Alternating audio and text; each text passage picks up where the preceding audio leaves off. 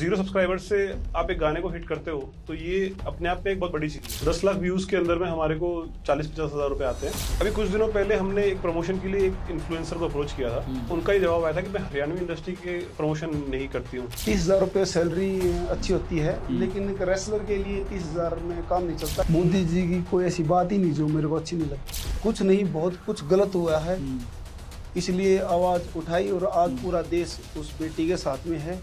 आज अक्षय कुमार कितना कमाते हैं मंथली? काफी अच्छा कमा लेते हैं। मेरा ये है कि आने वाले टाइम में बॉलीवुड के जो लोग हैं वो लोग भी आके हमारे प्रोडक्शन के साथ में अपने रोल्स प्ले करें।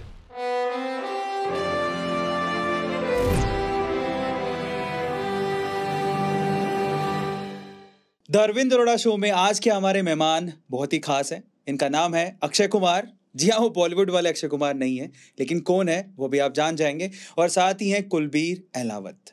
चलिए आज की कॉन्वर्सेशन को शुरू करते हैं इस ड्यूओ के साथ। Welcome you to the Arvind Arora show. कैसे हो आप लोग?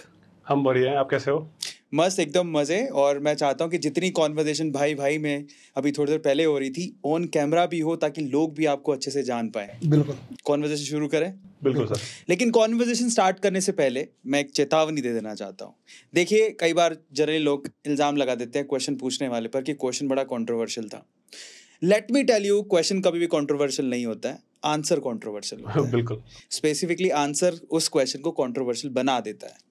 तो आपके जितने भी जवाब होंगे उसकी जिम्मेदारी आप लोगों की है। तो कॉन्वर्सेशन को शुरू करते हैं। सबसे पहले आपकी निजी जिंदगी के बारे में थोड़ा थोड़ा जान लेते हैं। अक्षय जी, पहले तो आपका जो नाम है अक्षय कुमार रिजेंबल करता है दी खिलाड़ी मैन से, हमारे जो बॉलीवुड के खिलाड़ी हैं उनसे। वो कितना कंट्रोवर्शियल रहा है आपकी लाइफ में, और आपका बैकग्राउंड क्या है, थोड़ा अगर आप हमारी ऑडियंस को बताएं तो मजा आ जाएगा। कंट्रोवर्शियल जैसा आपने पूछा कि कैसे रहा है, तो मुझे अलग अलग जगहों पे, मैं जैसे कॉलेज में मेरा नाम काफी फेमस था अक्षय कुमार के नाम से, क्योंकि वो नाम शायद बहुत ही कम लोगों का होता है, अक्षय कुमार। तो काफी मुझे उसकी वजह से अटेंशन भी मिलता है, बहुत टाइम से मिलता हुआ आ रहा है। अलग अलग जगहों पे थोड़ा यूनिक कर देता है मेरे को। इसके अलावा मेरी अगर लाइफ की मैं बात करूं तो मेरे फादर आर्मी से बिलोंग करते थे, आर्मी रिटायर्ड हैं अभी वो। तो हमने अलग अलग स्टेट्स में ट्रैवल किया हुआ है। मेरी पढ़ाई अलग अलग स्कूलों में हुई है। केंद्रीय विद्यालय जो स्कूल हैं वो पूरे इंडिया में होते हैं, तो वहाँ पे अलग अलग स्कूल्स में मेरी पढ़ाई हुई है। तो मेरे पास अलग अलग कल्चर का नॉलेज है, अलग अलग जगहों पे रहने का एक्सपीरियंस है, जिसकी वजह से मैं बहुत सारी चीजें अपने बचपन से लेके आज तक सीख पाया हूँ, अलग अलग लोगों को समझ पाया हूँ। और नाम की अगर बात करें तो स्कूल में टीचर्स मतलब जब नाम देते थे अक्षय कुमार, तो सब बच्चे उसमें मतलब अलग अलग उनके रिएक्शन होते थे। काफी बार पॉजिटिव, काफी बार फनी भी होता था। पर ओवरऑल मेरी जो जर्नी रही है नाम को भी लेकर, तो वो मतलब हमेशा मुझे पॉजिटिव तरीके से ही रहा है। फाइनली एक और चीज़ का जवाब आप दीजिएगा कि बचपन में आपने कुछ सोचा था कि मैं ये बनूंगा, और अब आप क्या कर रहे हैं, वो थोड़ा सा बैकग्राउंड भी बता दीजिए। तो हमारा जो फैमिली बैकग्राउंड है वो जॉब और फार्मर बैकग्राउंड है। मेरे फादर जो है, मेरे दादा, वो उनका एग्रीकल्चर का काम था, मतलब वो फार्मर थे। मेरे फादर और उनके भाई सब कुछ आर्मी में हैं, कुछ फार्मर हैं। तो मेरा भी वही था कि मैं फ्यूचर में आर्मी में जाऊंगा या जॉब करूंगा। पर धीरे धीरे 7th-8th क्लास के बाद मेरे थॉट्स चेंज होने लगे और मैं शायद बिजनेस के बारे में ज़्यादा सोचने लगा। तो वहाँ से कुछ ऐसा चीज़ें डिफरेंस आना चालू हुआ सोच के अंदर में, और 12th के बाद मैं अलग अलग कुछ ना कुछ बिजनेस में इन्वॉल्व हूँ। कुलबीर जी, सेम सवाल है आपसे, थोड़ा सा इलैबोरेट कर रहा है अपनी जिंदगी के बारे में। आप क्या बनना चाहते थे, कहाँ से हैं, अब क्या कर रहे हैं, थोड़ा सा बैकग्राउंड बताइए। सबसे पहले आपके दर्शकों को मेरी राम राम। तो क्या पता चलेगा कि भाई मैं हरियाणा से हूँ, बता देता हूँ। वाह। इंग्लिश में बोल नहीं सकता, हिंदी पूर्ण रूप से कोशिश करूंगा बोलने की, ज्यादातर हरियाणवी में बात करूंगा। मेरा गांव डिग्गल है, जो हरियाणा प्रदेश का सबसे बड़ा गांव है, और डिस्ट्रिक्ट झज्जर है। तो स्टार्ट से मेरी मैं रेसलिंग करता था बचपन से। हरियाणा का खेल कबड्डी और कुश्ती ये मेन है। तो मैं रेसलिंग करता था। रेसलिंग करते करते मेरे को बीएसएफ में जॉब मिल गई थी, रेसलिंग की तरफ से ही। तो 4 साल मैंने बीएसएफ में जॉब करी। जॉब लगते ही मेरी शादी हो गई थी। मेरी वाइफ एज ए बिजनेस से उसने एमबीए करी थी। तो जॉब करते करते मैंने बिजनेस भी स्टार्ट किया था, जैसे एक रेस्टोरेंट स्टार्ट किया था। और 1-2 कंपनी के साथ और भी काम किया था। और रेसलिंग करते करते जैसे मुझे इंजरी ज़्यादा हो गई थी, दोनों शोल्डर के ऑपरेशन हो गए थे और नी में भी इंजरी थी, तो रेसलिंग वहाँ कंटिन्यू हो नहीं पा रही थी। जो वैसी थी कि हर 3 साल में बटालियन अगर चेंज होती रहती तो वो कंफर्टेबल था नहीं, तो ये डिसीजन रहा कि भाई बिजनेस करेंगे, तो जॉब से रिजाइन दे दिया।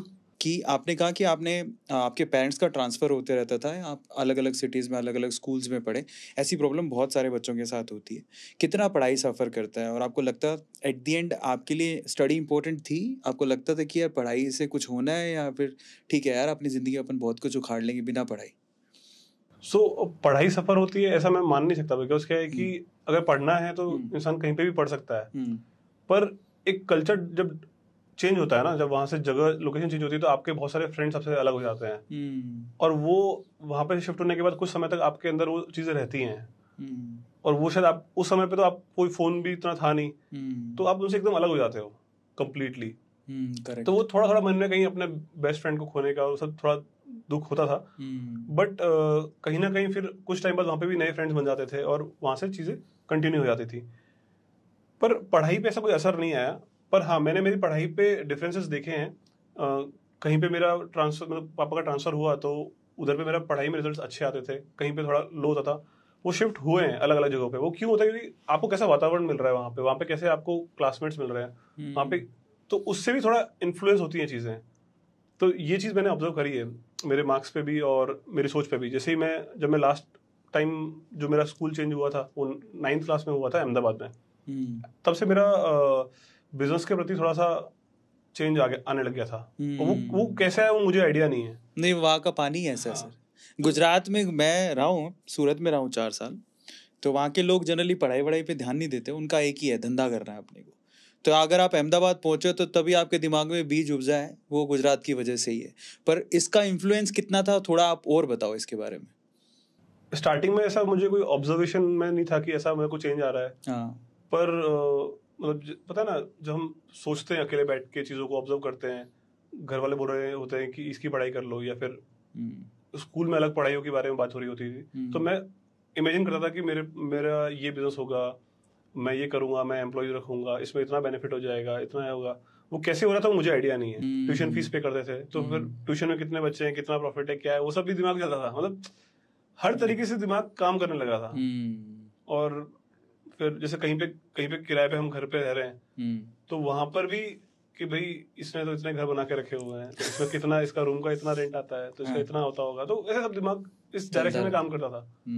और धीरे धीरे कुछ ना कुछ करते करते कुछ अपॉर्चुनिटीज मिलती गई और आगे बढ़ते रहे। चलो एक सवाल का एक ऑनेस्टली आपको जवाब देना है, पहली बार जॉब की थी या पहली बार खुद का ही फ्रीलांस का कुछ बिजनेस है काम किया था? मैंने जॉब शायद 20 दिन की है, 20 डेज वो मैंने की है।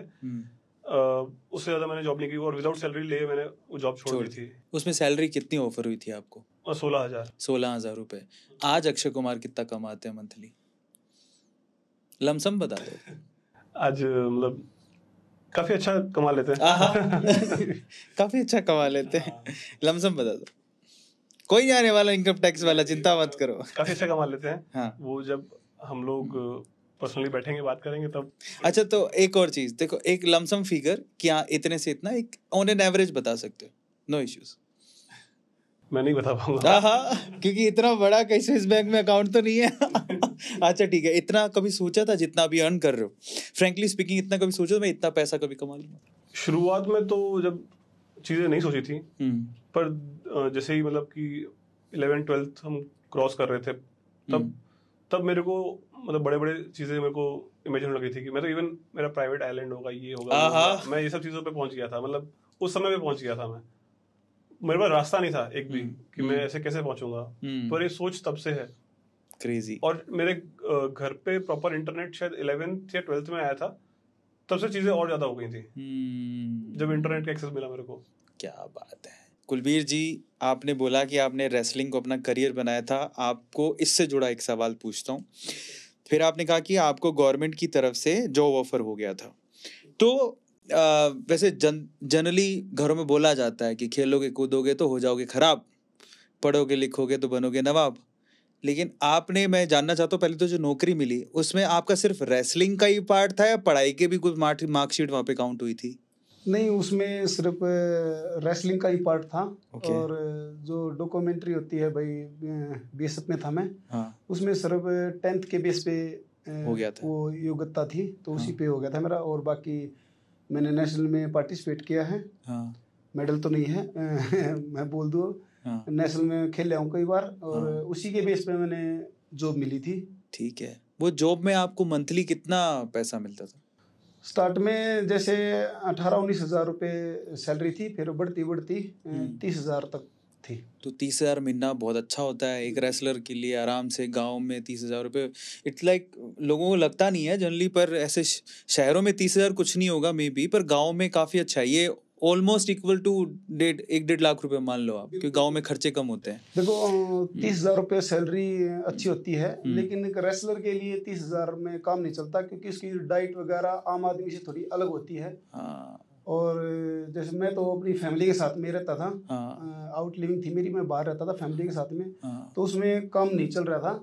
हालांकि मेरी वाइफ भी जॉब में थी, हाँ। तो अब तो बिजनेस करने के बाद वाइफ ने भी जॉब छोड़ दी, वो भी अपना बिजनेस कर रही है। क्या बात है। ये ट्रांजिशन कैसे हुआ? ये कैसे सोचा आपने कि मैं जॉब छोड़ दी थी आपने? जॉब छोड़ दी थी मैंने। तो जॉब से इतना बड़ा रिस्क लेके, क्योंकि 30,000 आप भी कमाते थे, आपकी पत्नी भी कमाती थी, इतना बड़ा रिस्क लेके इस पे आना, ये कैसे किया? मेरा ऐसा मानना है कि रिस्क के बिना कुछ बड़ा नहीं कर सकते। करेक्ट। तो स्टार्ट से ही मैं रेसलिंग करता था, तब भी मैं स्टार्ट से ही रिस्क की मैंने काम किए हैं। हमारा हरियाणा का एक ऐसा है कि हम हरियाणा के बंदे काम ही ऐसा करते हैं कि जो और लोगों को करने में डर लगता है। क्या बात है। उनमें एक मैं भी हूँ। तो जैसे जॉब छोड़ी तब मेरे कुछ साथी हैं जो बिजनेस करते थे, उनके बिजनेस में मैंने कुछ शेयर डाला था। दोस्त मुझे भगवान की कृपा से अच्छे मिले हैं, वो आज भी मेरे साथ हैं। क्या बात। और हमेशा रहेंगे। मेरी दोस्ती अगर किसी से हो जाती है तो किसी से टूटती नहीं। कारण क्या है उसका? कुछ फोटो वोटो ले लेते हो क्या उसका? तो कारण ऐसा है जी, एक तो मेरे अंदर मतलब किसी के प्रति द्वेष भावना इस तरह का नहीं है। ठीक है। निभाते हैं तो शिद्दत से ही निभाते हैं। ये तो हरियाणा के खून में ही है। बिल्कुल। वो तो हमें पता है। तो एक तो किसी का बुरा नहीं करना, किसी के बारे में बुरा नहीं सोचना, ये मेरी खूबी है। करेक्ट। जो सब में नहीं होती। क्या बात है।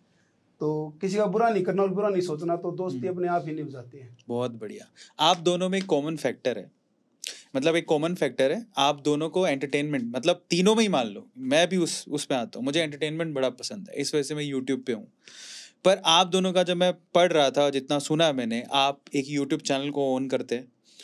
सोशल मीडिया आजकल वारे न्यारे कर दिए उन्होंने, मेरे जैसों को भी ऊपर उठा दिया है। तो सोशल मीडिया पे आप लोग भी आओ, लेकिन आपने आते ही छक्के मारने चालू कर दिए हैं। तो ज़रा उस यूट्यूब चैनल के बारे में जानना चाहते हैं। पहले तो सोच क्या थी, और हरियाणवी इंडस्ट्री को ही क्यों पकड़ा, और इतने गजब के व्यूज़ कैसे आ रहे हैं, मतलब उसके पीछे का लॉजिक क्या, आपकी टीम कैसे काम करती है, उसके बारे में इलेबोरेट करके आप बताओ थोड़ा। हरियाणवी इंडस्ट्री को सिलेक्ट करने का रीज़न ये था कि जैसे बॉलीवुड है और पंजाबी इंडस्ट्री है, ये ऑलरेडी एक लेवल अचीव कर चुके हैं। वहाँ पे हमारा एंट्री करना, तो हमको ऑलरेडी बहुत सारे लोग वहाँ पे एंटर कर चुके हैं। करेक्ट। हरियाणवी इंडस्ट्री अभी राइज हो रहा है धीरे धीरे, और लोग उसे पसंद कर रहे हैं। आज से 10 साल पहले, 15 साल पहले पंजाबी इंडस्ट्री को लोगों ने एक्सेप्ट करना स्टार्ट किया था, इवन उससे पहले से भी स्टार्ट कर दिया था। करेक्ट। आज हर जगह पे पंजाबी गाने बजते हैं, तो हरियाणवी इंडस्ट्री भी उस लेवल पे धीरे धीरे आ रहा है। और उसको थोड़ा समय लगेगा, पर वो आगे बढ़ रहा है। तो राइजिंग चीज में अपॉर्चुनिटीज बहुत ज्यादा होती हैं। करेक्ट। और व्यूज के मामले में हरियाणवी इंडस्ट्री बहुत आगे है। व्यूज मतलब काफी, मतलब गांव में लोकल या फिर नॉर्थ बेल्ट में बहुत पसंद किए जाते हैं हरियाणवी गाने। करेक्ट। तो वहाँ पे अपॉर्चुनिटीज का भंडार था, और एंट्री जो है वो थोड़ा कंपैरेटिवली इजी था बाकी सबसे।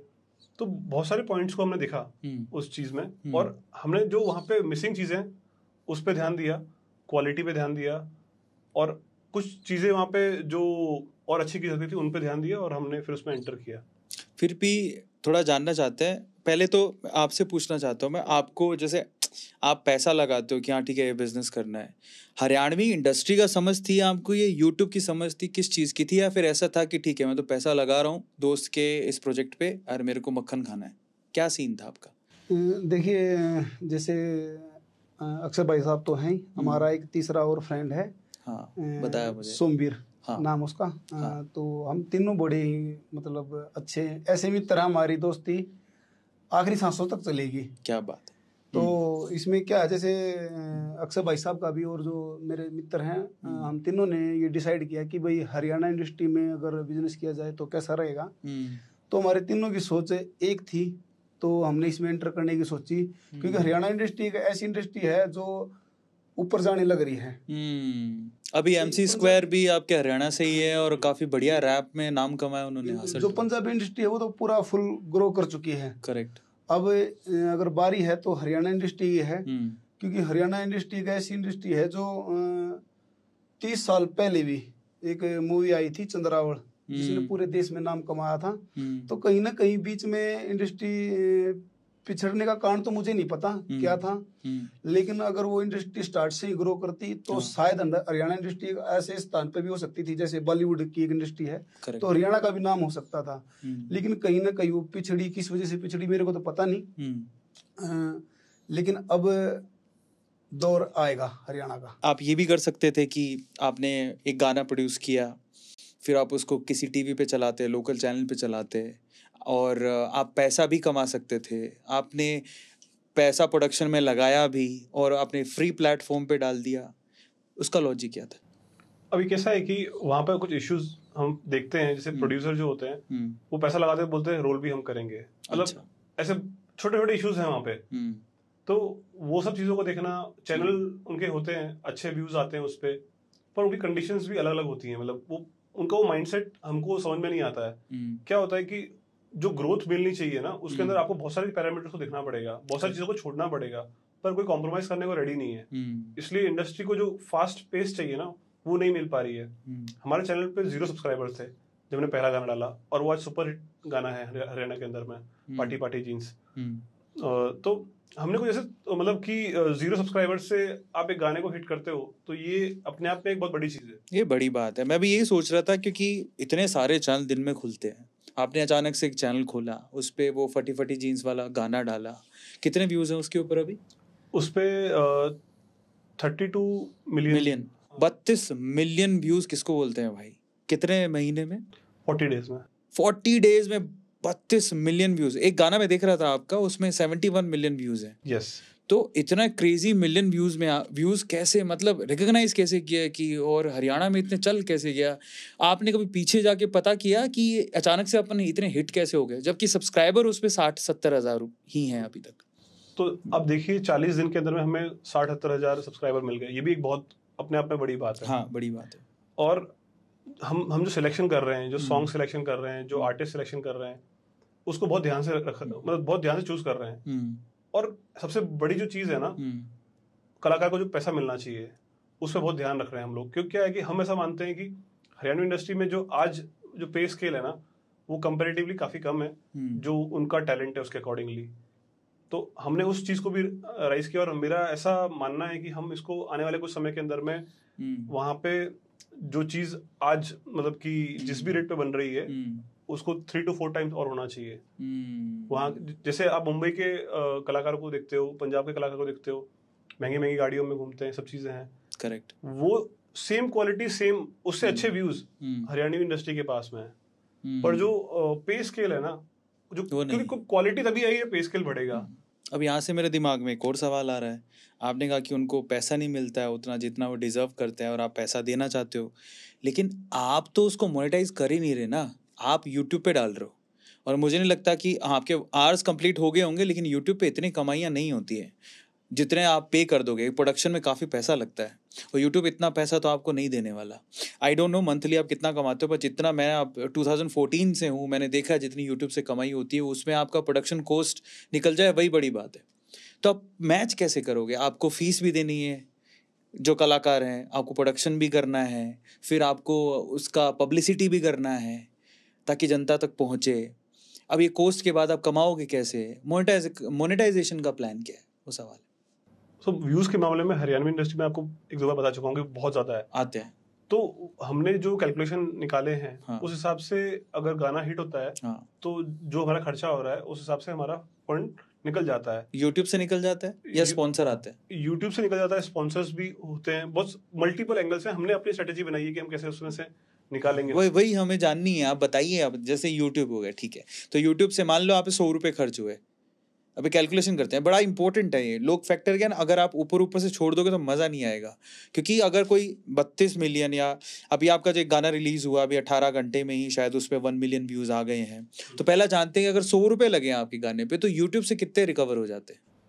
ये एक लंबा प्रोसेस है, इसमें बता दो 70, 80, 50, 60 लमसम कितना रिकवर हो जाता है? 10 लाख व्यूज के अंदर में हमारे को 40-50 हजार रुपए आते हैं। ओके, ये एक वे ऑफ इनकम है। ठीक है। ऐसे बहुत सारी चीजें हैं जहाँ पे हमारा गाना जाता है। हाँ। उन सब पे हमारे क्लेम होते हैं, उन सब के पैसे हमारे पास आते हैं। ओ, तो मतलब YouTube एक प्लेटफॉर्म है, उसके अलावा आपके अलग अलग, जैसे हो सकता है कि किसी प्लेटफॉर्म को राइट्स बेच दिए, वहां से भी आप जैसे आप देखेंगे तो स्पॉटिफाई, आईट्यून्स और अलग अलग जो जैसे YouTube म्यूजिक, इन सब पे भी गाना बजता है, इन सब से भी अर्निंग होती है। इवन कोई हमारा वीडियो अपने चैनल पे डालता है, उसके चैनल से जो रेवेन्यू जनरेट होता है वो भी हमारा ही होता है। ओके, बहुत बढ़िया। तो मतलब प्लान करना बहुत जरूरी है, अदरवाइज तो खर्चे निकलने बड़े भारी हो जाते हैं। तो आपसे गुलबीर जी, आपको मन नहीं करता यार मैं भी एक बार एक्टर बन के मैं भी एक बार कूद जाऊं? देखो, प्लानिंग है लेकिन वो स्टेप बाय स्टेप। रेसलिंग में उतरे कितना टाइम हो गया?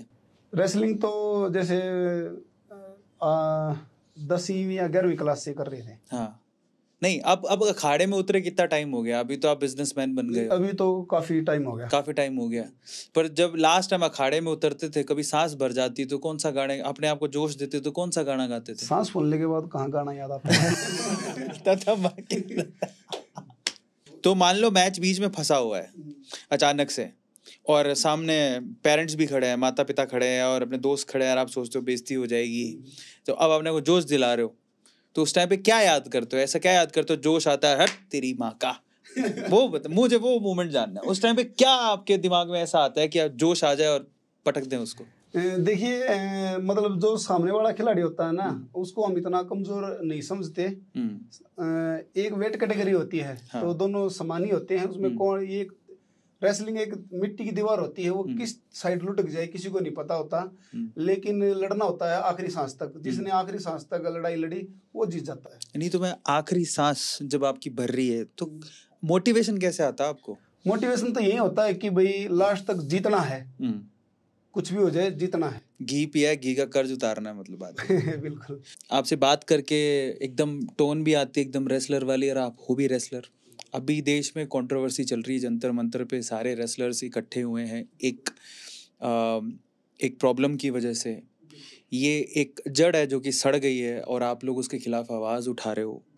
तो पहले तो उस कंट्रोवर्सी के बारे में हम जानना चाहते हैं, और आप मैं चाहूँगा कि जब आप इतना खुल के वहाँ जंतर मंतर में बोल सकते हैं तो आप इस पॉडकास्ट में बता सकते हैं कि रियल प्रॉब्लम क्या है। कल मैं जंतर मंतर पे ही था, और जो बात कर रहे हो कि कीड़े की, ये इसमें फेडरेशन में मतलब काफ़ी सालों से था, लेकिन कोई भी रेसलर आगे आने से डर रहा था कि भाई अगर मैं आगे आया और समाधान नहीं हुआ तो मेरा जीवन बर्बाद हो जाएगा। लेकिन अब क्या था, पानी सर के ऊपर से गुजर चुका था। तो जे देश के जितने भी ओलंपिक मेडलिस्ट हैं, भाई बजरंग पुनिया है, विनेश जी हैं, रवि दैया जी है, जितने भी मेडलिस्ट, जितने भी अवार्डी पहलवान हैं, सभी ने इकट्ठा होकर के इस आवाज़ को बुलंद किया है। और आज आप देख ही रहे हैं फैसला पहलवानों के हक में ही है। पर मैं ये जानना चाहता हूँ थोड़ा और, आपने सब मर्दों के नाम लिए, क्या ये प्रॉब्लम मर्दों के साथ थी?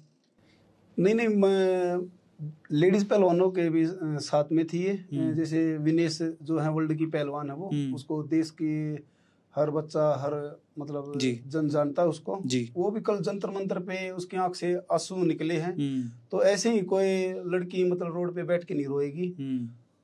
कुछ नहीं, बहुत कुछ गलत हुआ है, इसलिए आवाज उठाई और आज पूरा देश उस बेटी के साथ में है। और फेवर भी पहलवानों के हक में जाएगा। अब मुझे यहाँ पर एक छोटा सा सवाल और पूछ रहा हूँ मैं आपसे।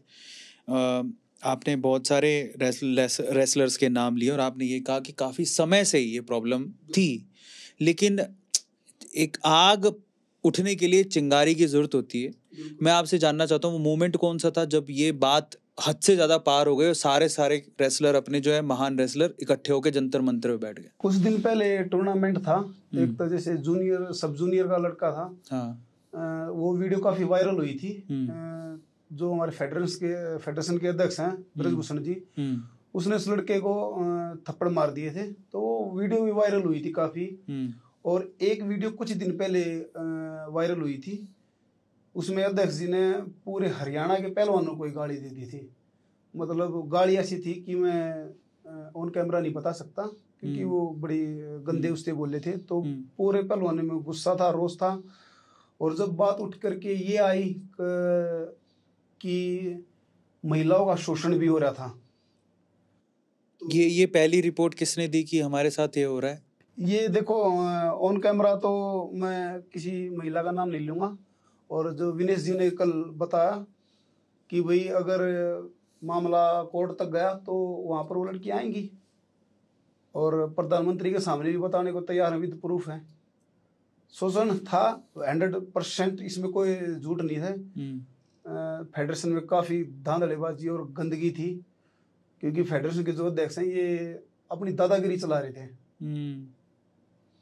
इसीलिए मतलब पहलवानों को एकजुट होकर के जंतर मंतर पे आना पड़ा। जो सिलेक्शन होता है वो मंत्री जी के हाथ में तो है नहीं। मंत्री जी के नीचे मंत्री जी के पीए होते हैं, आपके जो फेडरेशन होती है उसका हेड भी होता है, कोच भी होता है। तो मैं ये जानना चाहता हूँ कि जो कीड़ा है, जो आप बोल रहे थे कि मंत्री जी, हो सकता है आप जो कह रहे हैं आपके शब्द के हिसाब से कि मंत्री जी दादागिरी दिखा रहे थे, वो किसी को टिकने नहीं दे रहे थे, लेकिन जो कास्टिंग काउच का कीड़ा है, फायदा उठाने वाला, वो नीचे से ऊपर तक था कि सिर्फ ऊपर तक था, वो थोड़ा सा मुझे बताओ। अकेला मंत्री नहीं, जो उसके इर्द गिर्द जो भी कोचेज वगैरह हैं, सब तो एक जैसे नहीं होती, पांचों उंगली एक जैसी नहीं होती। लेकिन इस में ज्यादा ही मतलब गंदगी घुस चुकी थी। जो कुछ कोच भी हैं वो भी इसका फायदा उठा रहे थे, लेडीज रेसलरों का भी फायदा उठा रहे थे। वो मनमानी करते थे अपनी कहीं ना कहीं। मतलब एक ये होता है ना कि भाई बंदे इस संस्था में मतलब ऐसे बंदे होने चाहिए कि जिनको जुनून हो कि हमारे देश की पहलवानी को और ऊपर उठा जाए। देखो आप किसी भी देश का इतिहास उठा के देख लो या वर्तमान उठा के देख लो, जिस देश के खिलाड़ी तगड़े हैं वो देश भी तगड़ा है। अभी हमारा देश भी ऊपर उठने लग रहा है, तो हमारे कहीं ना कहीं श्रेय खिलाड़ियों को जाता है। करेक्ट भाई ओलंपिक में मेडल आने लग गए, सबसे पहले सुशील पहलवान का आया था, उससे पहले लोगों की सोच भी नहीं थी। पहलवान सुशील ने ओलंपिक में मेडल लिया तो लोगों की सोच उठी। उसके बाद योगेश्वर दत्त का आया, बुजुर्ग पुनिया का आया, तो वर्ल्ड लेवल पे भी काफी हमारे पहलवान जो है देश का नाम रोशन कर चुके हैं। लेकिन कहीं ना कहीं अब फेडरेशन में बहुत ही धांधलीबाजी और गंदगी थी, तो अब जरूरत थी इसको उखाड़ फेंकने की। अब आप लोग क्या चाहते हो फाइनली? हम ये चाहते हैं कि ये जो फेडरेशन है इसको पूरा का पूरा इसको मतलब पूरा स्टाफ चेंज होना चाहिए। तो आप ये चाहते हो कि वैसे जनरली ऐसा होना भी चाहिए कि आप स्पोर्ट्स देख रहे हो तो स्पोर्ट्स मिनिस्टर हमारा स्पोर्ट्स से रिलेटेड होना चाहिए। देखो जो अभी फेडरेशन के अध्यक्ष ब्रजभूषण जी, और उसका तो पहलवानी से कोई लेना देना है ही नहीं। उसमें तो उसको तो पहलवानी का पै भी नहीं पता। और अध्यक्ष ऐसा बंदा अगर कुर्सी पे बैठता है तो वो पहलवानों की भावनाओं को क्या समझेगा। तो कुर्सी पर ऐसा बंदा बैठना चाहिए ना जो पहलवानों की भावनाओं को, हर एक खिलाड़ी की भावनाओं को समझ सके, ये समझ सके कि भाई उन्हें चाहिए क्या। तो इस चीज की कमी थी, और इसके विपरीत वो मतलब कहीं ना कहीं अपने स्वार्थ के लिए जी रहे थे। तो ये पहलवानी के लिए मतलब अच्छी बात नहीं थी कुछ चीजें। ऑब्वियसली पहलवानी जी, मैं तो कहता हूँ खेल के लिए भी अच्छी बात नहीं है। अक्षय जी आप बताओ कि इतना समय लग गया इस आवाज को उठाने में, अगर पहले दबा दी जाती इस बात को, पहले ही अगर ये बात सामने आ जाती जब पहली बार किसी के साथ हुआ होगा, तो शायद इतनी बड़ी बात नहीं होती।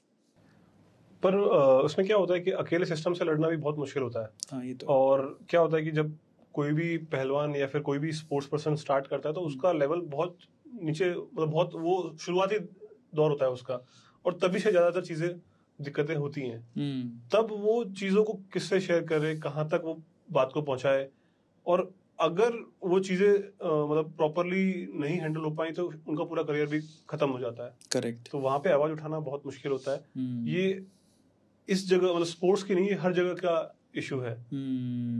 आप एंटरटेनमेंट इंडस्ट्री में जा रहे हो जहाँ पर ऑलरेडी ये गंदगी काफ़ी फैली हुई है, वहाँ पर बिना कास्टिंग काउच के 70-80% ऐसे मामले हैं जहाँ होते ही नहीं है काम, कॉम्प्रोमाइज़ करना पड़ता है, और आप वहाँ पर प्रोड्यूसर हो। ज़रा समझो, हरियाणा इंडस्ट्री में प्रोड्यूसर हो, आपके रहते आपके प्रोडक्शन हाउस में ऐसा कभी भी ना हो, इसका इंतज़ाम आप लोगों ने कर लिया? तो ये चीज़ हाँ मतलब हमको भी पता है कि इस इंडस्ट्री में ये सब चीज़ें होती हैं, पर जहाँ तक मैं अभी हरियाणवी इंडस्ट्री को देख पाया हूँ तो यहाँ पे चीज़ें थोड़ी सी मुझे डिफरेंट पाई है, मतलब दूसरी इंडस्ट्रियों से थोड़ी अलग है।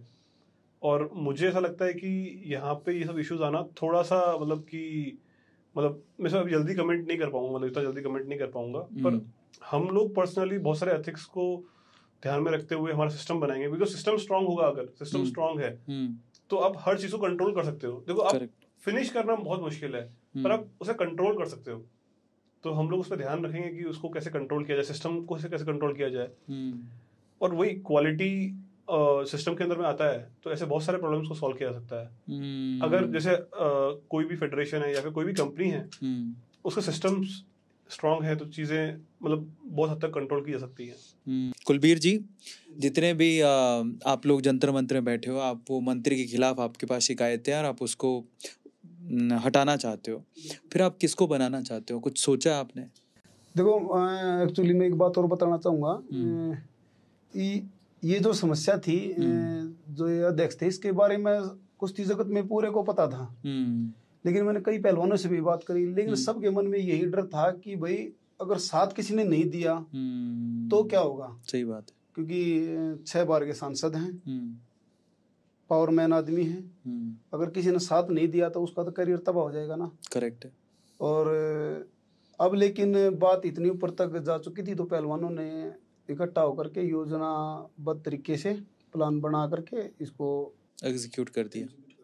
नहीं, पर अगर हटाया जाता है मंत्री जी को तो आपको क्या लगता है किसको बनना चाहिए? अगर हटाया जाता है तो उस पद पे कोई खिलाड़ी ही होना चाहिए, ओलंपिक मेडलिस्ट या वर्ल्ड का मेडलिस्ट या एशिया या एशियाड का मेडलिस्ट, कोई खिलाड़ी ही होना चाहिए जो पूरे सिस्टम को समझ सके और खिलाड़ियों की भावनाओं को समझ सके। पहले तो आपके चैनल का नाम बड़ा इंटरेस्टिंग है, मैं चाहता हूँ कि आप सबको बताएं।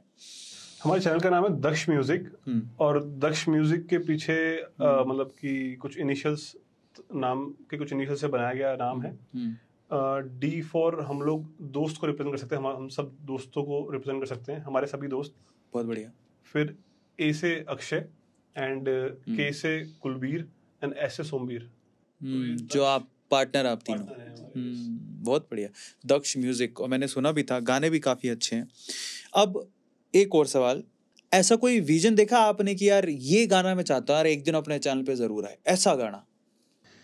देखिए, हमने जब इस इंडस्ट्री में आने का प्लान किया तो हमारे में यही था कि अक्षय भाई साहब से ही बात करी थी कि आएंगे तो कुछ ऐसा करेंगे कि पूरी इंडस्ट्री को पता चले। क्योंकि जो हरियाणा जो इंडस्ट्री है ना, वो एक जगह आकर के कहीं ना कहीं मुझे लग रहा है स्टेबल हो गई है, वो ऐसे चल रही थी। अगर ऊपर उठना है तो कुछ ना कुछ अलग करना पड़ेगा। तो हमने अलग किया। क्या अलग किया है? जैसे हमने अपना गाना लॉन्च किया था, कितने दिन हो गए अक्षय जी, कालिया मुराद को।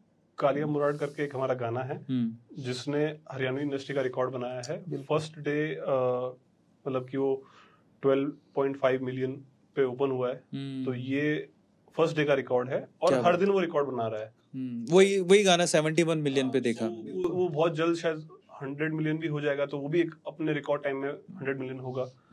और तो ऐसे कुछ रिकॉर्ड्स वो गाना बना रहा है। और शायद रीजनल सॉन्ग्स में भी शायद सबसे फास्ट 100 मिलियन का गाना बन सकता है। वो अभी हम कह नहीं सकते कि कितना जल्दी वो वहां तक अचीव कर पाएगा, बट उसने काफी सारे रिकॉर्ड्स तोड़े हैं। मतलब 10 मिलियन का, 20 मिलियन का, 30 मिलियन का, 40 मिलियन का, सारे वो रिकॉर्ड्स वो तोड़ते हुए जा रहा है। अच्छा, एक सवाल मेरे से दिमाग में और आ रहा था कि गाने को प्रोड्यूस करने में, जो पहला गाना आपने प्रोड्यूस किया था, उसमें कितना पैसा लग गया था प्रोडक्शन में? देखो, प्रोडक्शन में हमारा अराउंड 15 लाख रुपए के आसपास ही लगा था, बहुत ज्यादा उसमें खर्चा नहीं हुआ था। ठीक है। पर क्या होता है कि लोग है ना प्रोडक्ट पे खर्चा कर देते हैं बट मार्केटिंग में खर्चा नहीं करते हैं, और सबसे ज्यादा दिक्कत वही होती है। मतलब क्या होता है कि आप छोटा सा आपने गाना बना दिया, वो आपको पता है कि बहुत अच्छा है, जिन 4 लोगों ने सुना है उनको पता है बहुत अच्छा है, पर दुनिया ने नहीं सुना है। करेक्ट। तो हमने फिर उसकी मार्केटिंग पे स्ट्रेटजीज बनाई। मार्केटिंग पे हमने कितना खर्चा किया मार्केटिंग पे? हमने मार्केटिंग में 3 टाइम्स कर दिया होगा उसके। ओके, ऑलमोस्ट 56 लाख रुपया खर्च कर दिया, मतलब ऑलमोस्ट माने अपन टोटल 1 करोड़ के आसपास आपने उस गाने को पुश करने के लिए विद प्रोडक्शन और विद फीस एंड ऑल खर्च कर दिया आपने। हाँ, मतलब 1 करोड़ से थोड़ा कम, बट थोड़ा कम। हाँ, बहुत बढ़िया। एंड फाइनली आप सिर्फ गाने ही प्रोड्यूस करेंगे या आपका कोई मूवी का भी प्लान है कि हरियाणा में अपन मूवी बनाएंगे, ऐसा कुछ? हाँ, अभी फर्स्ट हमारा प्लान ये है कि पहले इंडस्ट्री के जो स्टैंडर्ड्स को ऊपर लाया जाए। ठीक है। मतलब कि जो टैलेंट है उसको उसका जो अच्छा फीस बनता है उसको फीस मिले। इसके अलावा हम लोग बाहर के जो टैलेंट्स हैं जैसे बॉलीवुड के, पंजाबी इंडस्ट्री के, उनके साथ कोलैब करें, उनको अपनी इंडस्ट्री में लेके आए। आपने देखा होगा साउथ इंडियन मूवीज में बॉलीवुड वाले खुशी खुशी चले जाते हैं। अभी कुछ दिनों पहले हमने एक प्रमोशन के लिए एक इन्फ्लुएंसर को अप्रोच किया था, मतलब वाया किसी के अप्रोच किया था, तो उनका ही जवाब आया था कि मैं हरियाणवी इंडस्ट्री के प्रमोशन नहीं करती हूँ। तो ये मुझे बहुत बात चुभी थी। क्यों कर सकते? मतलब कि शायद वो उसके स्टैंडर्ड्स को वहां तक नहीं रख रहे होंगे। तो मेरी ये प्लानिंग है, मेरा ये है कि आने वाले टाइम में बॉलीवुड के जो लोग हैं वो लोग भी आके यहाँ पे हमारे साथ में, हमारे प्रोडक्शन के साथ में अपने रोल्स प्ले करें। बिल्कुल सही बात है, पर इसी से मैं एक सवाल पूछना चाहूंगा, जो MC स्क्वायर है, हरियाणा का छोरा, इतना नाम कमा रहा है रैप में, उसको अपने चैनल पे कब फीचर कर रहे हैं आप लोग? अगर मतलब कि सब कुछ सही रहा तो हम लोग बहुत जल्द फीचर कर सकते हैं। नहीं, पर हसल 2 जो अभी एक रिलीज हुआ है उसमें तो हरियाणा छाया हुआ था। एक वो क्या नाम है उस छोरे का, एक वो बहुत बढ़िया बीट बॉक्स या बॉक्स ऐसा करके, नाम भूल गया हूँ मैं, उसके पे हरियाणा के रैप थे, और हरियाणा की ये जो लैंग्वेज है, अक्खड़ लैंग्वेज बड़ी चल रही है, मजा आता है लोगों को सुनने में। बिल्कुल मजा आता है, पर क्या होता है कि वही क्वालिटी ऑफ वीडियो और बहुत सारी चीजों पे आपने क्वालिटी कंटेंट देखा है, पर वो बहुत सिलेक्टिव है कंटेंट। ये भी है। तो काफी बार लोग उसको, मतलब उन्होंने वो सब चीजें देखी नहीं होती, इमेजिनेशन होता है कि भाई हाँ मेरे को ये नहीं करना है। पर इसको बहुत जल्द चीजों को मतलब कि एक रेज द बार वाला। करेक्ट। एक चीज के बारे में बात रह गई जिसमें आप लोग पार्टनर हो। आप एक बहुत ही बड़ी स्मार्ट सिटी, जिसमें मेरे ख्याल से वो सपना है हमारे प्राइम मिनिस्टर नरेंद्र मोदी जी का भी, उन्होंने अनाउंसमेंट करा था इसका 2014 में थे, 2009 में उसका अनाउंसमेंट हुआ था। मैं उसके बारे में थोड़ा जानना चाहता हूँ, क्योंकि बहुत सारे यूट्यूबर्स हैं जिन्होंने वहाँ जाके उस पूरी फील्ड को देखकर, उस पूरे सिटी को देखकर, उसका जो प्लान था उसको देखकर वीडियोस बनाए हैं। सोनू शर्मा जी हमारे बड़े भैया उसमें हैं, और मैं जानना चाहता हूँ वो पूरा जो स्मार्ट सिटी का प्लान है, ऐसा क्या खास है उसमें? मैं खास बात जानना चाहता हूँ कि जो पूरे इंडिया से उसको अलग बनाता है।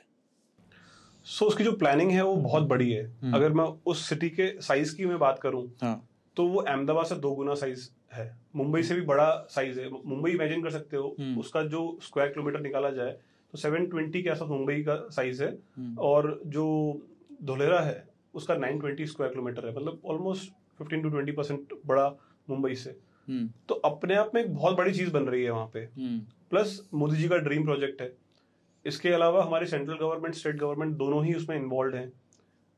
हाईवेज उसको दिए गए हैं, उसको एयरपोर्ट दिया गया है, और एक वर्ल्ड लेवल का इंफ्रास्ट्रक्चर वहां पे बनाया जा रहा है। क्योंकि देखो, इंडिया को अगले 30 साल के अंदर में एक वर्ल्ड पावर बनाने का ड्रीम हमारी गवर्नमेंट लेके चल रही है। Correct. और रोड इंफ्रा जैसे दिल्ली मुंबई इंडस्ट्रियल कॉरिडोर, ऐसे बहुत सारे बड़े बड़े प्रोजेक्ट्स हमारे देश में बन रहे हैं। इसका बेनिफिट हमको कुछ सालों में दिखेगा। करेक्ट। तो हमारी जो स्पीड है ग्रो होने की वो और बढ़ जाएगी। करेक्ट। तो उसमें ऐसे भी बड़े बड़े शहर जो कि स्मार्ट होंगे, जिससे कि कनेक्टिविटी होगी, वहां पे टेक्नोलॉजी होगी, इंफ्रा होगा, तो बाहर के इन्वेस्टर्स, बाहर के लोग, गांव से लोग, आसपास के गांव के लोग उधर पे जाएंगे। Correct. और वहां की अपॉर्चुनिटीज को अवेल करेंगे। कुलबीर जी, आप इस प्रोजेक्ट में कैसे जुड़ गए? मतलब आप तो अच्छे खासे रेसलर, आप तो मतलब अभिन्न अंग हो। रेसलर के बाद आपने जॉब छोड़ दी, जॉब छोड़ के बाद आप हरियाणा इंडस्ट्री में, वो तो समझ में आता है, बैकग्राउंड है आपका। एक रेसलर प्रॉपर्टी डीलर बन गया, डीलर तो नहीं कहेंगे, इन्वेस्टमेंट कहेंगे हम लोग, है ना? तो ये एकदम से आप अहमदाबाद कैसे पहुंच गए? देखो, जब मैंने जॉब छोड़ी थी, तो कहीं ना कहीं मेरी फैमिली वाले भी खुश नहीं थे।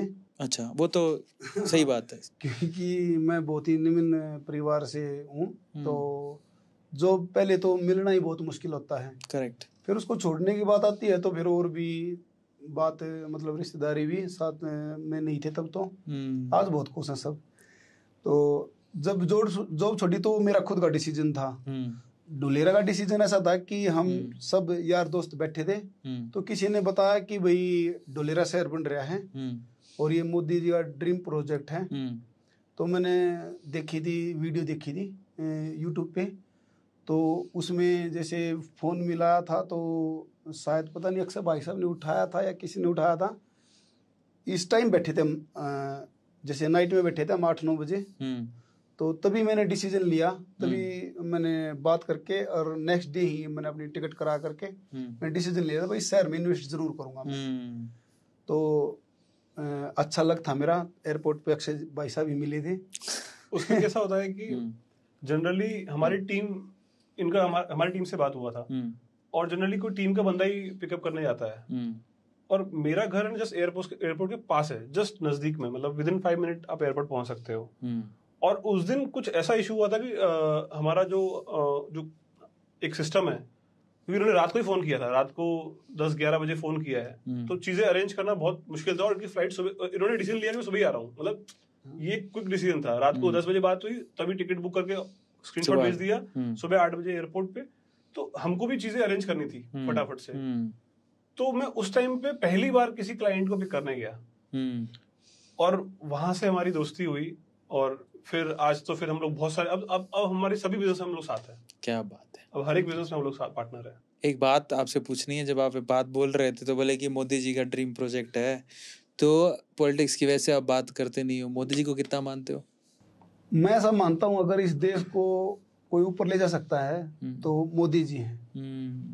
और मुझे फिलहाल कोई दूसरा आदमी दिख नहीं रहा। भरोसा है वर्ल्ड लेवल पे जिसने बंदे ने ऐसी पहचान बना दी तो वो क्या कुछ नहीं कर सकता। भरोसा है, मतलब बहुत भरोसा। मोदी जी की कौन सी बात है जो आपको सबसे बढ़िया लगती?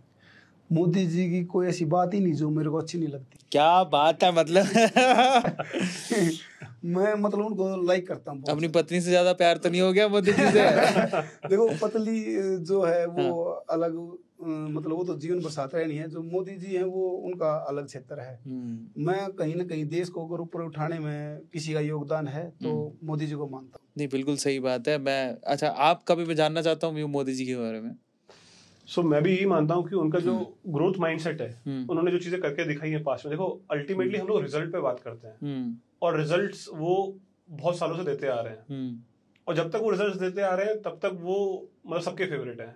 करेक्ट। तो उनके रिजल्ट्स को देखते हुए, उनकी हर चीज को देखते हुए, उनके माइंडसेट को देखते हुए, क्योंकि उनमें रिस्क टेकिंग कैपेसिटी है। धुलेरा बनाना एक मजाक नहीं है, मतलब कि इतना बड़ा शहर बसाना, उसको प्लान करना, तो ये मतलब विजनरी इंसान ही कर सकता है। और तो बात मुझे ऐसा लगता है रिजल्ट की भी नहीं है, आउटपुट आए नहीं आए, बंदे का एफर्ट दिख जाता है।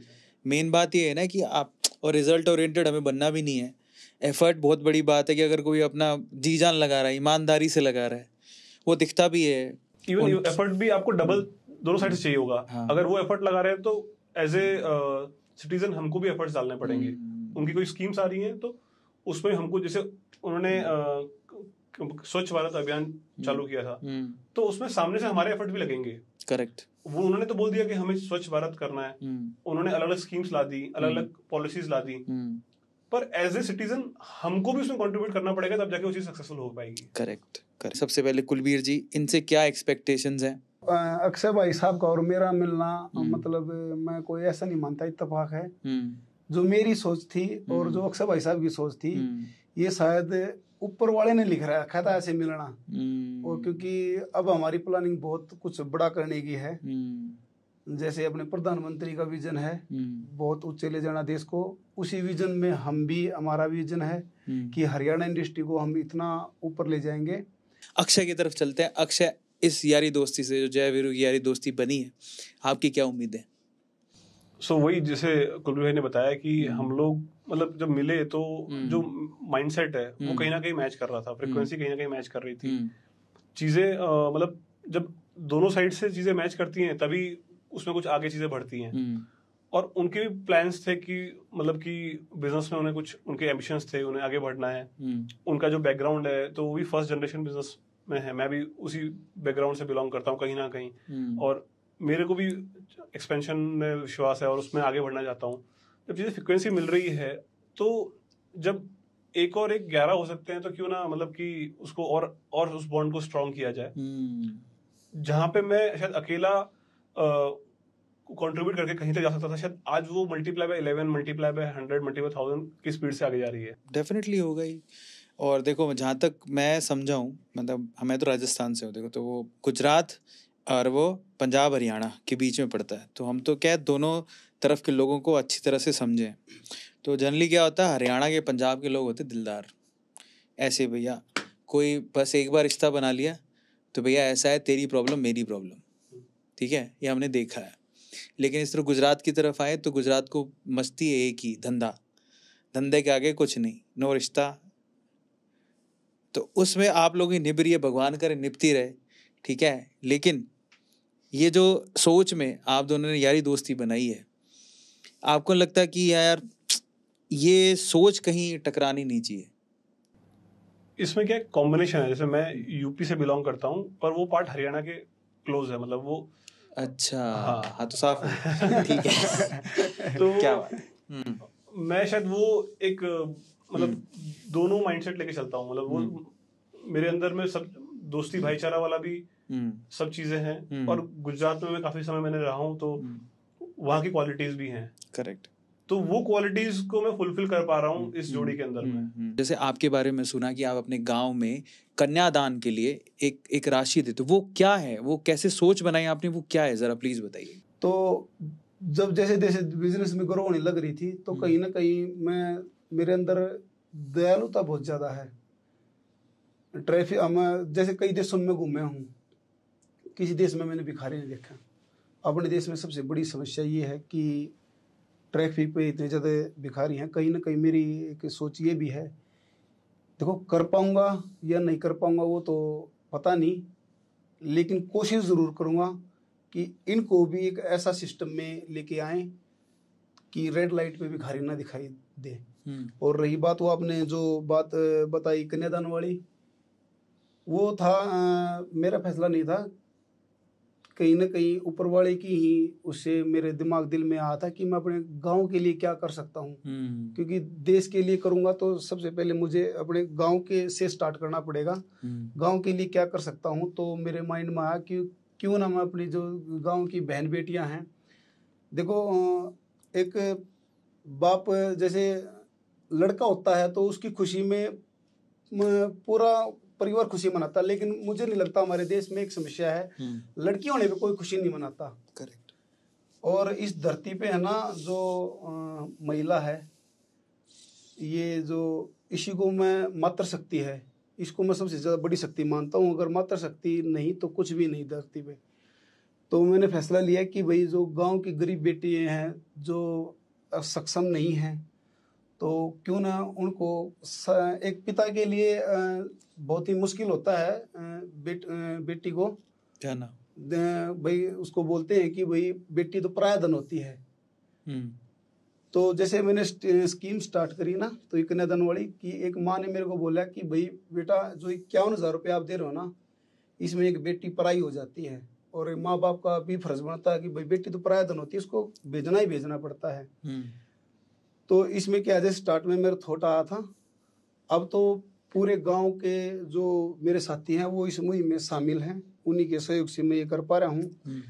स्टार्ट में एक बार जैसे दिमाग में आया तो लग रहा था कि मुश्किल है, लेकिन अब ऊपर वाले ने ऐसा रास्ता दिखा दिया कि ये मैं और भी ज़्यादा मतलब इसको ले जाएंगे। अक्षय भाई साहब के साथ मैंने से बात करी, इसको और जैसे गांव-गांव में फैलाएंगे। एक जो हमारे मित्र हैं सोमवीर जी, उसने अपने गांव में भी स्टार्ट कर दी है। ये देखने के बाद इसमें ऐसा है कि जी जो भी गांव के गरीब कन्या लगा लो या जो पुअर फैमिली बोल दो, 10 दिन पहले कार्ड दे के चले जाते हैं, तो हम 10 दिन पहले ही उनके अकाउंट में 51,000 रुपये डाल देते हैं। भाई वो खाना पीना में खर्च करे या बेटी को जहाँ पे भी खर्च करे वो कर सकता है।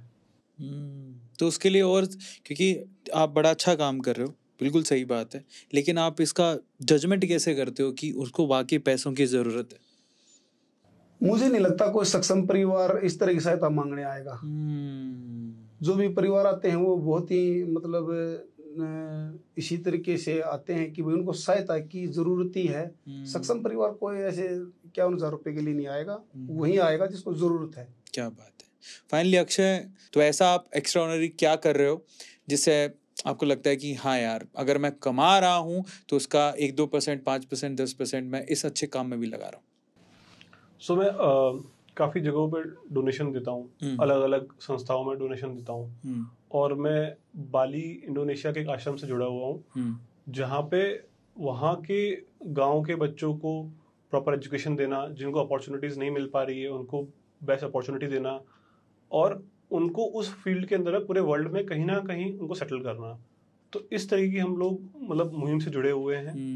और वो जो आश्रम है, उनके जो ट्रस्टी हैं, उनको गवर्नमेंट ऑफ इंडिया ने पद्मश्री से भी उनको सम्मानित किया हुआ है। तो उस आश्रम का मैं इंटरनेशनल ट्रस्टी हूँ। क्या बात है। तो मैं ऐसी सब जगहों पे इंडिया लेवल पे जाके उन सब चीज़ों को सपोर्ट कर पा रहा हूँ। कहीं ना कहीं इसमें मतलब कि हमारे जो अच्छे थॉट्स हैं, अच्छे जो सर्विस टू ह्यूमैनिटी वाला पार्ट है, वो उन सब चीज़ों की वजह से है। क्या बात।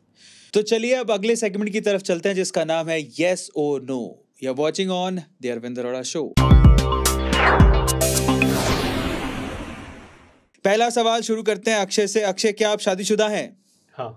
क्या आप शादीशुदा हैं? हाँ जी। क्या आपके बच्चे हैं अक्षय? नो। आपके बच्चे हैं? गुड़िया एक। क्या बात है। उस प्यारी सी गुड़िया क्या नाम है? आर्या एलावत। अच्छा, नेक्स्ट क्वेश्चन। क्या आप कॉलेज गए हैं अक्षय? हाँ। क्या आप कॉलेज गए हैं? मैं नहीं गया कॉलेज। ठीक है, अगला सवाल। क्या आप कोई शौक रखते हैं? कोई शौक पाला है ऐसे नवाबी शौक पाला है कभी अक्षय? नहीं। आपने कोई नवाबी शौक पाला है? मेरा तो नवाबी शौक लगा लो या कुछ भी लगा लो, दूसरों की सेवा करना ही मेरा शौक है। क्या बात है। मतलब आज दिल को तोड़ ऐसे करके जाओगे आज। कभी किसी सेलिब्रिटी से मिले हैं? हाँ। क्या नाम है उनका? मैं अमिताभ बच्चन जी से मिला हुआ हूँ। तो मैंने वो एक और मंदिरा बेदी भी सुना है। उनसे भी मुलाकात हुई है। अमिताभ बच्चन जी से मिले आप? यस। क्या बात है। मतलब किस सिलसिले में मिले थे? केबीसी के सेट पे मिले थे। ओह। क्या आप कभी किसी सेलिब्रिटी से मिले? मैं तो जी किसी सेलिब्रिटी से नहीं मिल रहा। किसी सेलिब्रिटी से मिला तो आपसे ही मिला हूँ आज। अरे गुरुदेव, आप खुद सेलिब्रिटी हैं। अगले सवाल पे चलते हैं। क्या आप कभी टीवी पर आए अक्षय? हाँ। क्या आप कभी टीवी पर आए कुलबीर? हाँ। आप आए? कौन से टीवी पर आए थे? मैं जैसे नेशनल में पार्टिसिपेट किया था तो स्टेट में फर्स्ट आया था, तो टूर्नामेंट दिखा था उसमें, रेसलिंग वाला। आप कब टीवी पर आए थे? एक इंटरव्यू में आया था। ओके। हाँ। कौन से टीवी का चैनल का नाम? दिशा टीवी। दिशा टीवी। ओके। क्या हाल फिलहाल आपने कोई अच्छी किताब पढ़ी है? हाल फिलहाल में नहीं पढ़ी है। नहीं। आपने कोई अच्छी किताब पढ़ी? कौन सी किताब? भगवत गीता। ओहो, क्या बात। अगला सवाल। क्या आप कभी किसी दूसरे देश में रहे हैं? घूमने गया हुआ हूँ। मतलब? हाँ, मतलब ट्रैवल किया है। आप कभी किसी दूसरे? अगला सवाल। क्या आप एक से ज्यादा भाषा बोलते हैं? आप कितनी भाषाएं बोलते हैं? मैं हिंदी बोलता हूँ। हिंदी। आप? मैं तो हिंदी और हरियाणवी बस।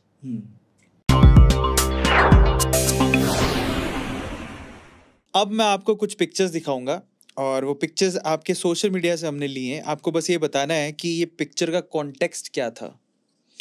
पहली पिक्चर है ये, मतलब ये पिक्चर कब ली, कहाँ से ली, ये पहली पिक्चर है। ये अहमदाबाद का फोटो है जहाँ पे एक अवार्ड सेरेमनी में मुझे इनवाइट किया गया था, तो वहाँ का ये फोटो है। ठीक है, मतलब मुझे ऐसा लगा था कि आपको कोई डिग्री दे रहे हैं। एक डॉक्टरेट की डिग्री मुझे दी थी वहाँ पे। क्या बात है। चलो दूसरी पिक्चर की तरफ चलते हैं। ये रही दूसरी पिक्चर।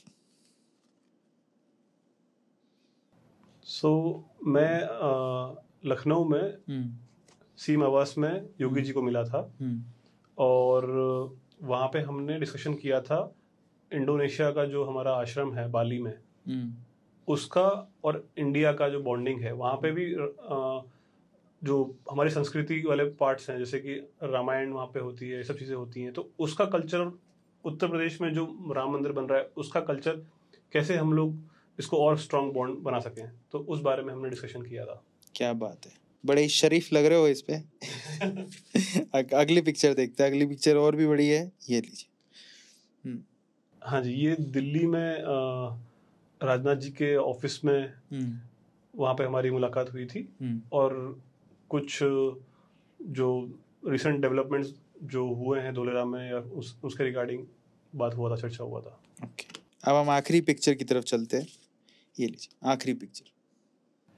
सो मैंने बताया कि हम सर्विस टू ह्यूमैनिटी में कंट्रीब्यूट करते हैं, तो उसी तरीके का एक अवार्ड है ये, जहाँ पे नितिन गडकरी जी ने सबको फैसिलिटेट किया था, तो ये वहीं पे हमको अवार्ड मिला था। ये मुंबई में हुआ था इवेंट। तो अब मैं आपके साथ एक गेम खेलूंगा। गेम आपके भाई के साथ खेलेंगे। 4 पिक्चर्स आपने देखी हैं, तो मैं इसको रोटेट कर रहा हूँ, ठीक है? आपको तो पता नहीं लगेगा कौन सी पिक्चर का। तो अब 4 पिक्चर्स आपने देखी है ना, तो आपको इनकी कौन सी पिक्चर ये चारों में से सबसे अच्छी लगी? नितिन गडकरी के साथ में। फाइनली आपको इसमें से एक पिक्चर चूज करनी है। आप ये लीजिए, तो आप इनमें से कोई एक पिक्चर चूज करिए, दिखाइए कौन सी है। नितिन गडकरी। देखा, इसको बोलते हैं मैजिक। इसको माइंड रीडिंग बोलते हैं। ठीक है, फाइनली ये एक्चुअली इसलिए करवाया है क्योंकि ये हम आपको गिफ्ट में दे रहे हैं। अच्छा, ये इतनी प्यारी सी पिक्चर, एक प्यारी सी फोटो, और ये आपको हमेशा याद भी रहेगा कि ये आपको द अरविंद अरोड़ा शो में मिली थी। So thank you so much, बड़ी प्यारी पिक्चर, और इसी तरह से आप नाम कमाते जाएं। और ये आपके दोस्त ने चुनी है और बिल्कुल जैसा हम सोच रहे थे वैसी वैसी चुनी है। फाइनली आखिरी कुछ रैपिड फायर क्वेश्चंस की तरफ चलते हैं। पहला सवाल है आपसे कि आपका पसंदीदा खाना कौन सा है जो आपको कभी भी खा सकते हो? पसंदीदा खाना, मैं एक्चुअली बाहर का खाना तो पसंद करता ही नहीं, घर का खाना पसंद करता हूँ। जैसे सर्दियों में बाजरे की रोटी होगी, सरसों का साग। क्या बात है। आपका फेवरेट खाना कौन सा है? जैसे घर का खाना बेस्ट होता है, बट हम जनरली ट्रैवल ज्यादा करते हैं, तो मैंने ये ऑब्जर्व किया है कि दाल फ्राई जीरा राइस हर जगह पे अच्छा ही बन जाता है। तो फिर मैं दाल फ्राई जीरा राइस हर जगह जहाँ पे और संपूर्ण भोजन भी एक तरह से। हाँ। पर उसका मुकाबला नहीं है। सर्दियां चल रही है, मक्के की रोटी और सरसों का साग, ओह माय गॉड, है ना। बाजरे की रोटी वो तो और मजबूत होती है। अगले सवाल पर चलते हैं। आपको सबसे बुरी सब्जी कौन सी लगती है? वो तो कभी नहीं खा सकता मैं। टिंडे की सब्जी। ठीक है। आपका सबसे बुरी सब्जी कौन सी लगती है? मुझे अरबी टिंडे, हाँ, ये नहीं अच्छा लगता। ठीक है। आपकी अब तक की सबसे बढ़िया फिल्म, पिक्चर? बागबान। बागबान। आपका फेवरेट एक्टर कौन है? कुछ दिन पहले तक धर्मेंद्र था। ठीक है, क्योंकि वो आ नहीं रहा। हाँ, अभी मैं फिल्में ज्यादा देख नहीं रहा। आपका फेवरेट एक्टर कौन है? अक्षय कुमार। अक्षय कुमार। आपकी फेवरेट एक्ट्रेस कौन है? एक्ट्रेस कंगना रनावत। कंगना रनावत। आपकी favourite actress? Kangana Ranaut. Same. आपका फेवरेट यूट्यूब चैनल कौन सा है? फेवरेट यूट्यूब चैनल दक्ष म्यूजिक। आपका कौन सा? अभी तो दक्ष म्यूजिक ही है। ठीक है। आपका फेवरेट प्लेस कौन सा है, आप जहाँ जाना पसंद करते हो? इंडिया में सबसे मेरा फेवरेट प्लेस तो वैसे मेरा गांव ही है। गांव है। मैं क्योंकि रहता दिल्ली हूँ, गांव में वीकली जाता हूँ, तो वहाँ जाना पसंद करता हूँ मैं। आपका फेवरेट प्लेस कौन सा है? मेरे को भी गांव में जाने की अपॉर्चुनिटी कम मिलती है, पर जब भी जाता हूँ तो वहाँ पे मतलब बहुत अच्छा लगता है। और अगर प्लेस की अगर बात करें जहाँ पे मैं रेगुलरली जाता हूँ, तो उदयपुर हमारे अहमदाबाद से बहुत नजदीक है। हाँ। तो वो एक अच्छी जगह मुझे लगती है। आपको किस चीज के सबसे ज्यादा डर लगता है? डर तो किसी चीज का नहीं लगता।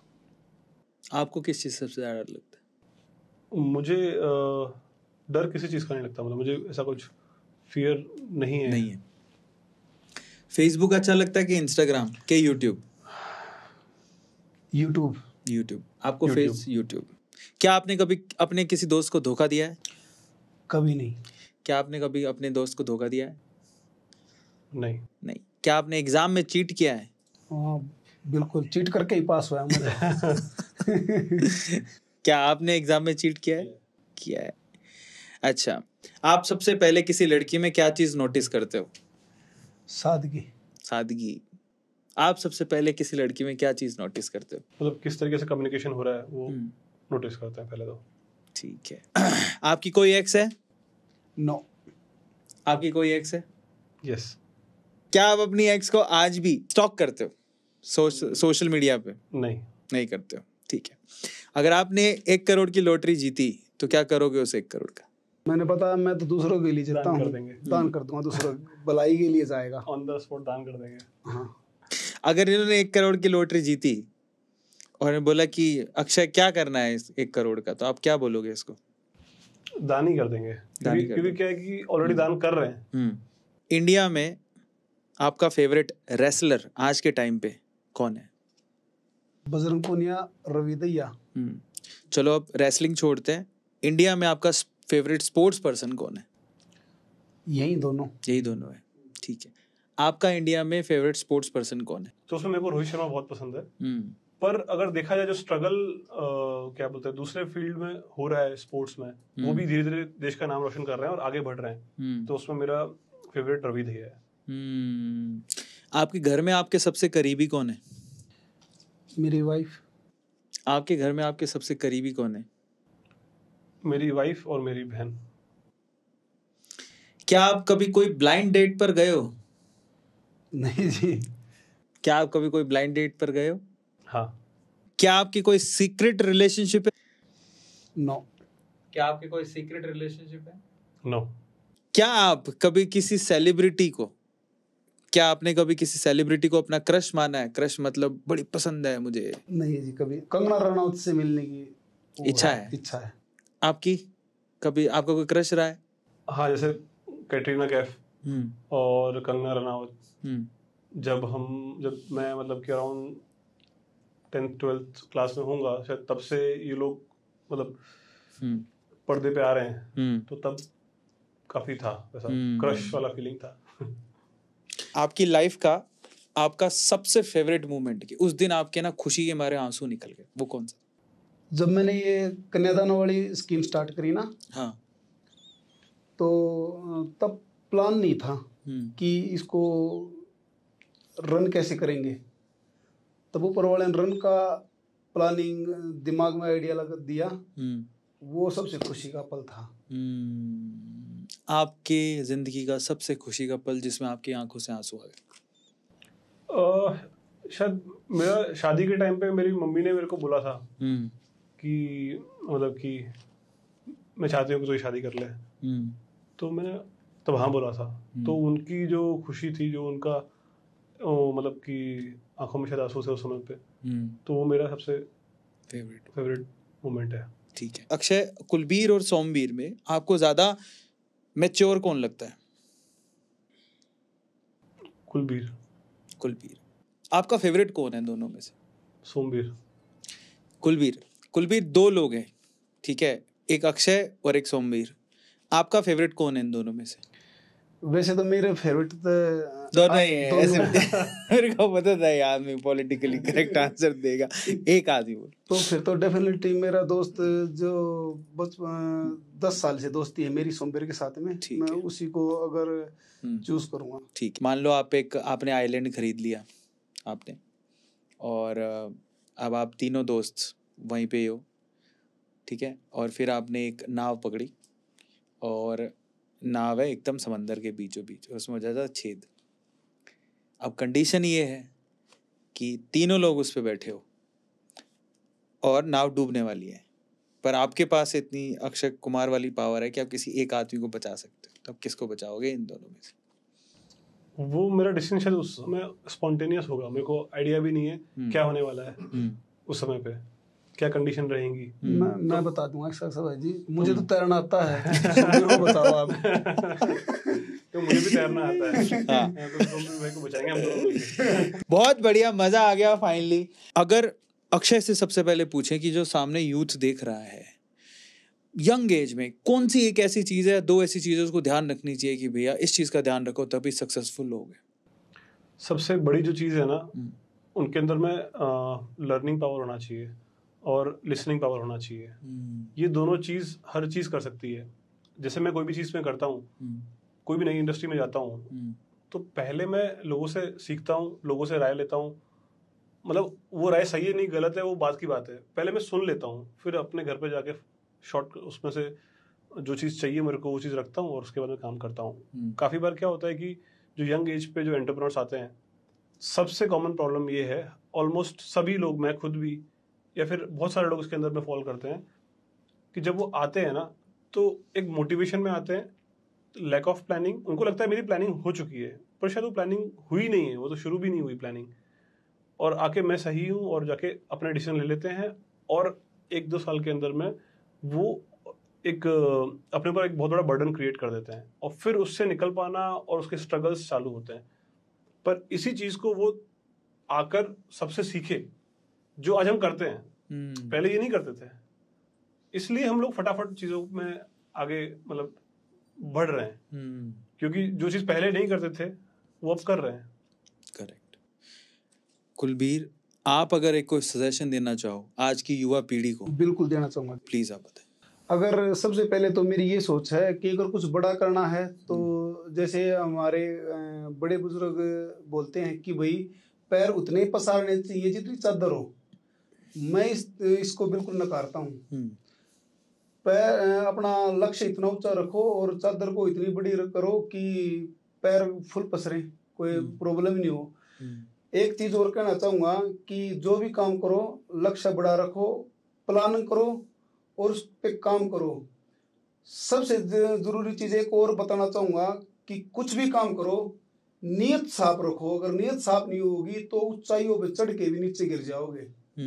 अगर नीयत साफ करके ऊपर चढ़ोगे तो पूरी कायनात आप लोगों के साथ में जुड़ जाएगी और उस सक्सेस का मजा भी अलग होगा। क्या बात है, क्या बात है। तो दोनों ने इस सवाल का जवाब बखूबी दिया है और आपको समझ में आ गया होगा कि आपको आगे आने वाले समय में अपने आप को किस तरह से चेंज करना है, because change is the only constant.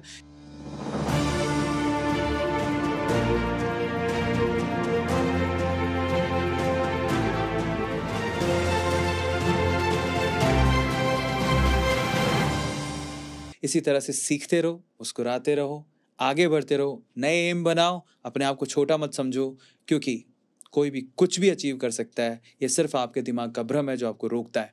ऐसी अमेजिंग गेस्ट हम हमेशा बुलाते रहेंगे दी अरविंद अरोड़ा शो में। आपको सिंपली एक ही काम करना है, क्या आपको इन दोनों मेहमानों की कौन से क्वेश्चन की आंसर सबसे अच्छी लगी कमेंट सेक्शन में लिखना है, और इसी के साथ इन दोनों को हार्ट देना मत भूलिएगा। और फाइनली अगर आप मेरी जगह पर होते तो आप किससे सवाल पूछते, क्या पूछते, ये भी कमेंट सेक्शन में लिखना मत भूलिएगा। Thank you so much. मिलते हैं अगले सेशन में। Good night.